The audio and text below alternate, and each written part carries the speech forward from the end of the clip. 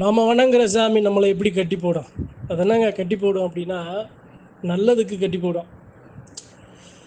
தெய்வத்தை வணங்குறோம், தெய்வத்தை சுமக்கிறோம் அப்படின்னா நாம் சரியாக இருக்கணும்ல.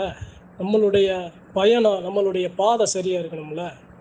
அப்படி பாதை சரியாக இல்லை, திசை மாறி பயணித்தோம் அப்படின்னா அந்த தெய்வம் ஒரு கோவக்குறிக்கு ஆளாகும்.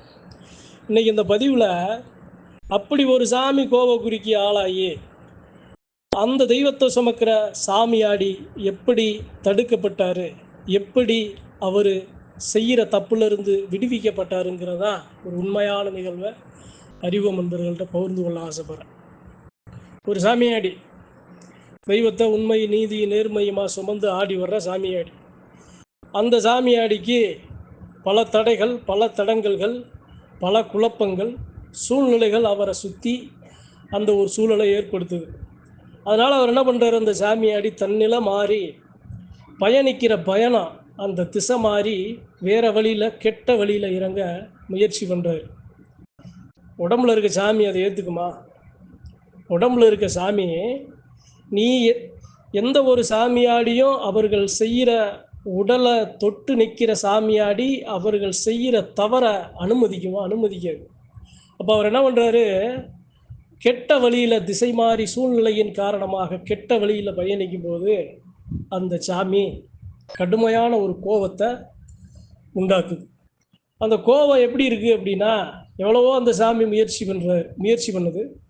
அதை மீறி அந்த சாமியாடி தன்னுடைய சுய சந்தோஷங்களுக்காக, சுய கெட்ட பழக்கங்களுக்காக, சுய ஆசைகளுக்காக அதை மீறி, அந்த சாமியை மீறி, தான் உடம்புல சாமியை சுமக்கிறத மீறி அவர் திரும்ப திரும்ப அந்த இடத்துல அந்த தவறு செய்ய முற்படுறாரு. சாமி பொறுத்து பார்க்குது. ஒரு காலம் வரும்போது சாமி உச்சக்கட்ட கோபம் ஆன உடனே அந்த சாமியாடி எப்போது தன் நிலை மாறி இந்த தெய்வத்தை சுமக்கிற அந்த தேகத்தை கலங்கப்படுத்துகிற ஒரு செயலில் ஈடுபடுறாரோ அப்போது அந்த சாமி கோபம் கொண்டு அந்த சாமியாடியை படுக்கையாக படுக்க வைக்குது. ஏன் படுக்க வைக்குது? நான் உனக்குள்ள நிற்கிறேன், நீ என்னைய மறந்து, என் மேல இருக்கிற நம்பிக்கையை மறந்து, என் சக்தியை மறந்து, உனக்கு என்னடா அப்படிங்கிற மாதிரி ஒரு கோவம் கொண்டு என்ன பண்ணுது அப்படின்னா, அவருடைய கால் அந்த இடத்துல முடக்கப்படுது. அவரால் அடுத்து எந்த ஒரு செயலும் அவரால் செய்ய முடியலை. அப்போ அந்த சாமியாடி நினைக்கிறாரு, தான் மேலே வர்ற சாமி எந்த அளவு வலிமையானது, எந்த அளவு சக்தியானது, எந்த அளவு துடியானது அப்படிங்கிறத அந்த சாமி அந்த இடத்துல உணர்றாரு. அப்போ என்ன சொல்கிறாரு, அப்போ கூட அந்த சாமியாடி, ஐயா நீ எனக்கு இந்த நிலையை கொடுத்துட்ட, இப்போ என்னால் நடக்க முடியலை, என்னால் எந்த ஒரு செயலையும் செய்ய முடியலை, ஆனால் இது கூட எனக்கு ஒரு மகிழ்ச்சி தான். ஏன்னா நான் திசை மாறி என்னுடைய பாதை மாறி தவறான வழியில் நான் போகும்போது அந்த முதல் கட்டத்திலேயே நீ என்னை முடக்கி அந்த செயலை நீ செய்யாமல் நீ எனக்கு இந்த வழியை கொடுத்துட்ட, இந்த வழியை நான் பரிபூர்ணமாக ஏற்றுக்கிறேன் ஐயா அப்படின்னு என்ன பண்ணுறாரு, அவருக்கு கிடைச்ச வழியை கூட அவர் அந்த இடத்துல சந்தோஷமாக ஏற்றுக்கிறார்.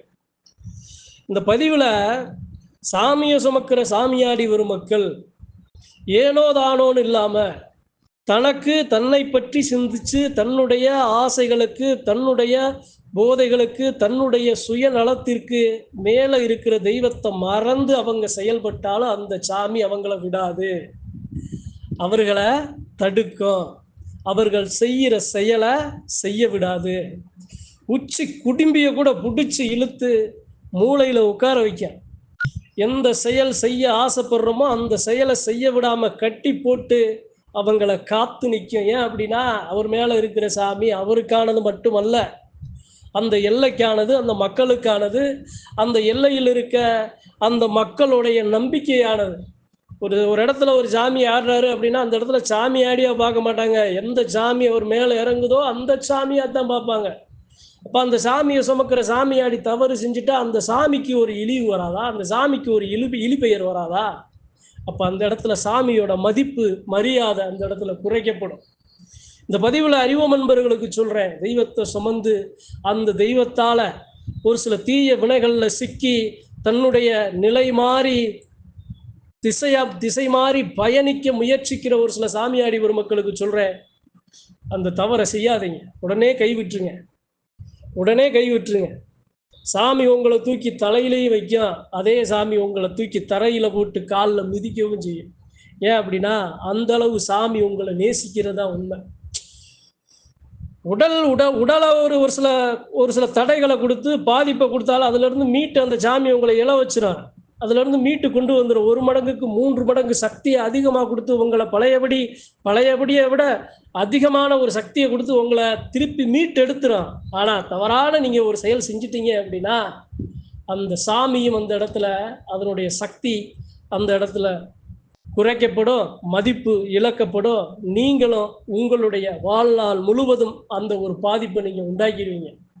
தன்னுடைய நலனுக்காக இல்லை, அந்த சாமியாடியோட நலனுக்காக, அந்த சாமியாடியோட குடும்பத்தாரோட நலனுக்காக, அந்த தெய்வம் கொண்ட அந்த சக்தி, அந்த துடியான அந்த ஒரு நிலைய மக்களுக்கு காலத்துக்கு உணர்த்தணுங்கிற அந்த ஒரு நிலைக்காக அந்த சாமி இது போன்ற ஒரு சில விஷயங்களை அந்த தவறான பாதையில சூழ்நிலையின் காரணமாக வழி மாறி பயணிக்கிற ஒரு மக்களுக்கு அந்த சாமி அதை கண்டிப்பா செய்யும்.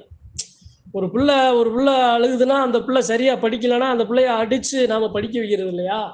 தவறான செயல் செய்யுது அப்படின்னா அந்த செயலை கண்டிச்சு அந்த செயல்ல இருந்து அந்த பிள்ளைய மீட்டு எடுக்கிறது இல்லையா? உடம்புல ஒரு நோய் இருக்கு, ஊசியை குத்தி அந்த வலியை உண்டாக்கி அந்த நோயை சரி பண்றது இல்லையா? அந்த மருத்துவத்தை தான் அந்த சாமியாடி பெருமக்களுக்கு செய்யும். தெய்வத்தை சுமக்கிறது சாதாரண காரியம் இல்லைங்க. மனுஷனை மீறின சக்தி. நாமளே நினைச்சாலும் அவ்வளவு சீக்கிரம் எந்த ஒரு செயலையும் செஞ்சிட முடியாது. தெய்வம் உங்க மேல இருக்கிற சாமி எந்த கட்டளை இடுதோ அதைத்தான் உங்களால செய்ய முடியுமே தவிர உங்களுடைய தனிப்பட்ட தெய்வத்துக்கு ஆகாத விருப்பங்களை உங்களால செயல்பட முடியாது. இதுதான் உண்மையா சாமி வர்றதுக்கு சான்று, உண்மையா உங்க மேல சாமி பேசுறதுக்கு சான்று, உண்மையா சாமி உங்களை வழிநடத்துறதுக்கு சான்று. அப்ப அந்த தெய்வத்தோட சக்தி வலிமையை எல்லா மக்களும் புரிஞ்சுக்கிறணும். இந்த பதிவுல ஏன் ஒரு சாமியாடி அவருடைய பாதை மாறி பயணிக்கும் போது அந்த இடத்துல அந்த சாமியால முடக்கப்பட்டு கட்டப்பட்டு அந்த இடத்துல அவரு அந்த செயலை செய்ய முடியாம அவரு படுத்த படுக்கையா ஆனாருங்கிறதுக்கு காரணம் என்ன தெரியுமா? அந்த செயல் அவரையும் அழிக்கும், அவர் குடும்பத்தையும் அழிக்கும், அவர் வணங்குற அவர் மேல் வர்ற சாமியின் மேல் நம்பிக்கையும் குறைக்கும், அவரால் செய்யக்கூடிய நல்ல காரியங்களையும் தடுக்கும்.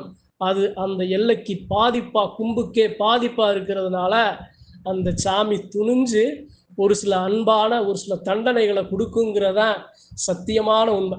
இந்த பதிவுல ஒரே ஒரு விஷயத்தை அழுத்தம் திருத்தமா சாமியாடிகளுக்கு சொல்லி நிறைவு செய்ய ஆசைப்படுறேன். சாமியை சுமக்கிறதுங்கிறது சாதாரண காரியம் இல்லை. மடியில நெருப்பை கட்டினதுக்கு சமம். அந்த நெருப்பு நம்மளை சுடவும் செய்யும். அந்த நெருப்பு சுடாம இருக்கணும் அப்படின்னா நாம தெய்வத்தை சுமக்கிற அந்த தேகம் சரியா இருந்தா தான் அந்த மடியில கட்டின நெருப்பு உங்களை சுடாது. அப்படி நீங்க சரியா இல்லைங்கிற பட்சத்துல அந்த நெருப்பே உங்களை சுடும், அந்த நெருப்பே உங்களை காயப்படுத்தும், அந்த நெருப்பே உங்களை பாதுகாக்கும். அதனால தெய்வத்தை சுமக்கிற சாமியாடி பெருமக்கள் உண்மையும் நீதியும் நேர்மையுமா தெய்வத்துக்கு கட்டுப்பட்டு இருக்கிற பெருமக்கள். எண்ணற்ற பிரச்சனைகள் வரலாம், எண்ணற்ற தீய வினைகள் வரலாம், ஆனா எல்லாத்துக்கும் மருந்து இருக்கு. அந்த மருந்து அந்த சாமி கொடுக்கும்.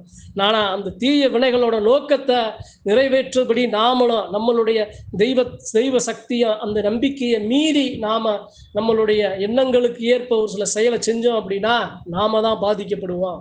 அப்படிங்கிறதா இந்த உண்மையான பதிவோட அடிப்படை நோக்கம்னு சொல்லி சாமியாடி பெருமக்கள், சாமியை சுமந்து நிற்கிற பெருமக்கள் காலத்துக்கும் சத்தியமான வழியில் நடக்க வேண்டும்.